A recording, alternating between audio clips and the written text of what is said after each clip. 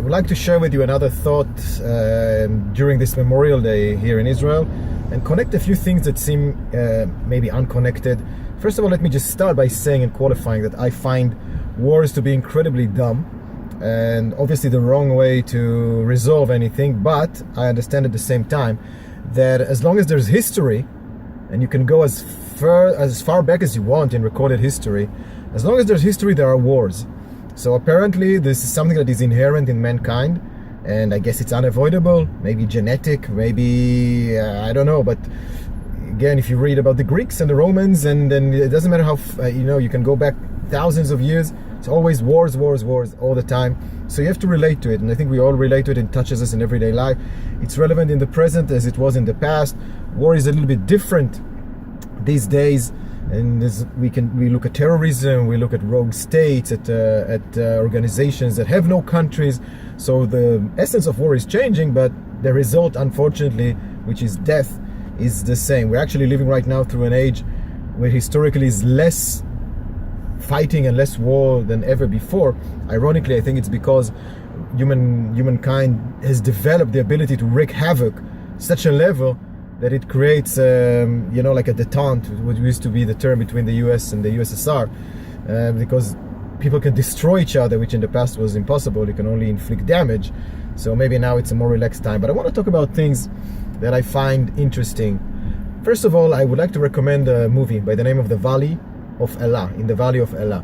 It's not the best movie you're ever going to see, and it wasn't really successful now that I think of it. It's with Tommy Lee Jones, by the way.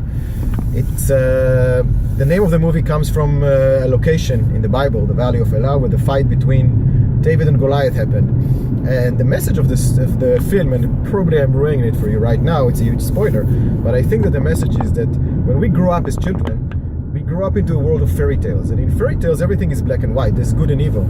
Cinderella is good, stepmother evil, Snow White is good, and the witch is evil. I don't know how fairy tales became the way they did. There are many books about it, the psychology behind fairy tales, but the things that we read, the things that we relate to as children, and maybe because children have a certain perspective and a certain perception, but it's very clear who's good and who's bad, and good is absolutely good and bad is absolutely bad. And as we grow up, most of us, I would like to hope, suddenly begin to notice shades of gray. And we understand that good is not always 100% good. There's no such thing as 100% bad. There are different perspectives, different situations. There's a lot of cynicism. There's a lot of opportunism, politics. And in this movie, Tommy Lee Jones portrays a father who sees the world in black and white because he grew up on this myth of the Valley and Elah. There's David is the good and Goliath is the bad. And he suddenly starts to understand that his son, which I think was either in Iraq or Afghanistan in the movie, was caught in a situation where there's no definite good and definite evil. And it's difficult for him to comprehend because he still has the mentality of a child. I think wars are orchestrated and driven towards by people who share this perception that haven't matured to the point of understanding that there's a lot of gray in the world. It's not just black and white. And it also makes it difficult to relate to events that have to do with war, to commemorating the people. Obviously the people who die at war, the fallen, the ones that we commemorate today in Israel, are the victims. They are young kids, they're 18, 19, 20 years old, who do as they're told. Into the valley of death they ride, like in the famous poem. They are not the ones giving the orders. Theirs is not the reason why, to quote the same poem. So it's easy to be empathetic and to feel your heart torn for the families who lost their loved ones, for the people themselves.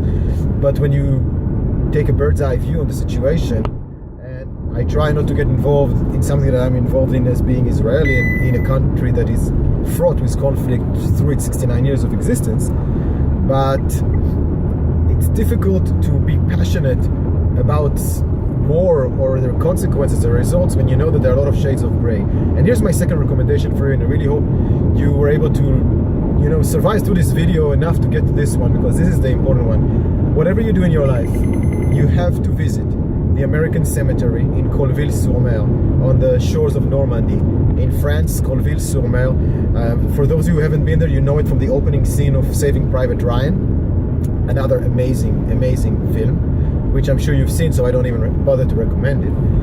And Colville-sur-Mer, I was there twice. around 9,000 graves of American soldiers who died on D-Day, June 6, 1944, or the few days ensuing that unusual operation. It's a religious experience, even if you're not religious, walking through these 9,000 graves in this serenity and understanding. And I always asked myself, why was this so emotional for me? Because I come from a country where, again, you have every year Memorial Day. Death by war is something that we grow into, we are indoctrinated into, and we actually experience, unfortunately, firsthand. So why was this such an overwhelming experience for me that I feel that I had to go there twice, and I probably will go there again, hopefully. And it was, for me, a life-changing experience, and I was deliberating with myself, and this is why I recommend this to you. Colville-sur-Mer and the American Cemetery basically stands for probably the last time when a real war, not a movie war, not a fairy tale war, but a real war was really between good and evil. We don't get that luxury anymore, because when we look at, let's say that I'm looking at American history and I look at Vietnam with all the controversy, I look at the Iraq war with so much controversy and so on, and then WMDs that never existed and all these things, and then you have the Second World War and you have absolute good and absolute evil. Now, of course, there's politics and cynicism and the Berlin Wall and how the Americans and the Russians cut Europe into two halves, all these small things, but at the essence of it, it's a fight of good against evil. It's liberating the world from tyranny, from one of the worst dictators, if not the worst dictator in history of mankind, which was Adolf Hitler.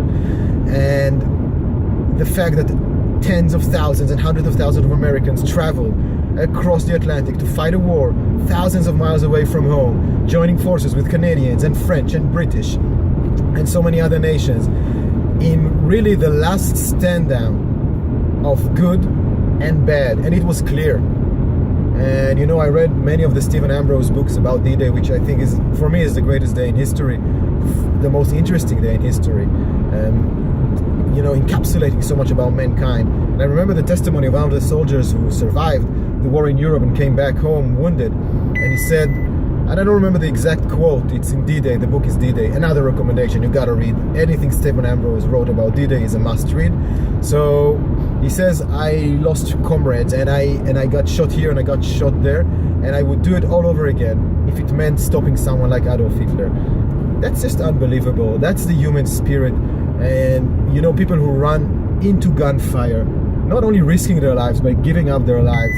And they did it, yes, they did it for their friends, they did it for their comrades, they did it for the men next to them, because the bond between the fighting brothers was so profound. But when you look back at it, at this terrible period in human history, the Second World War, and you analyze it, you understand this is the price of freedom. And when you stand in Colville-sur-Mer, surrounded by 9,000 graves, you understand it wasn't in vain.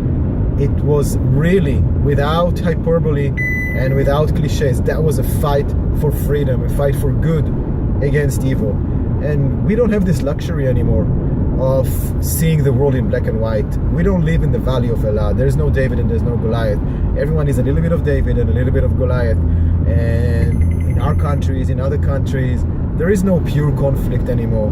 So it teaches us a lot about how we are brought up into adulthood, how we perceive the world, and how we should develop this ability to look at shades of gray and still cling to ideals that we should fight for if these ideals are actually in danger. I hope this all made sense to you.